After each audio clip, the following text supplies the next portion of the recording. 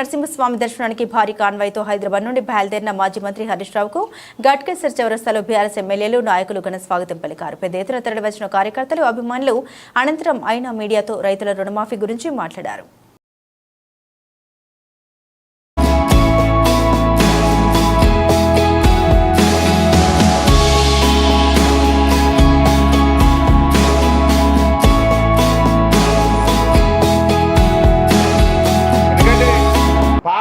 పాపం చేస్తే అది ప్రజలకు అరిష్టం జరిగే అవకాశం ఉంటుందని కొంతమంది బ్రాహ్మణులు నాకు చెప్పిండ్రు.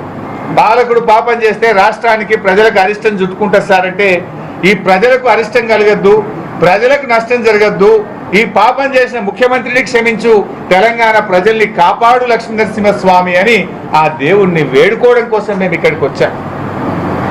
అదే సమయంలో ఆ దేవుణ్ణి కోరాం, దేవుడా ఈ ముఖ్యమంత్రి అందరినీ మోసం చేసిండు, వడ్లకు బోనస్ ఇస్తా అన్నాడు, 10% పండే సన్నాలకు బోనస్ అని మోసం చేసిండు, అన్ని రకాల పంటలకు బోనస్ వచ్చేదాకా, రైతులందరికీ రుణమాఫీ జరిగేదాకా, రైతు భరోసా కింద ప్రతి రైతుకు 7,500 వచ్చేదాకా పోరాడే శక్తిని మా బీఆర్ఎస్ పార్టీకి, మా నాయకులకు, మా కార్యకర్తలకు అందించని ఆ లక్ష్మీనరసింహస్వామిని మేము వేడుకున్నాం.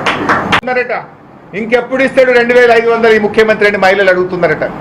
ఇంకెప్పుడు ఇస్తాడు 4,000 పెన్షన్ అని ఇలా వృద్ధులు వితంతువులు వార్డుల్లో తిరుగుతుంటే అడుగుతున్నారన్న మా కుక్కట్పల్లిలో అని మా ఎమ్మెల్యే కృష్ణారావు గారు రాంగా చెప్తా ఉన్నాడు. నువ్వే చెప్పినావు కదా 100 రోజుల్లో 6 గ్యారెంటీలు అమలు చేస్తామని బాండ్ పేపర్ల మీద రాసిచ్చి కాళ్ళేళ్లు పట్టుకున్న మీరు ఇలా 100 రోజులు అయిపోయి 300 రోజులకు దగ్గర వచ్చినా మీలో చెల్లడం లేదు. పార్లమెంటరీ కమిటీ వేయాలని డిమాండ్ చేస్తూ గన్ పార్క్ వద్ద కాంగ్రెస్ నిరసన కార్యక్రమం జరిగింది.